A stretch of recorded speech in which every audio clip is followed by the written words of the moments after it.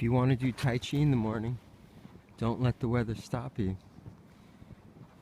It's a rare, rare snowy day in Portland, Oregon, and must have a good 8-10 inches. That's extraordinarily rare.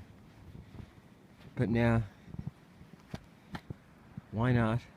It's still snowing too.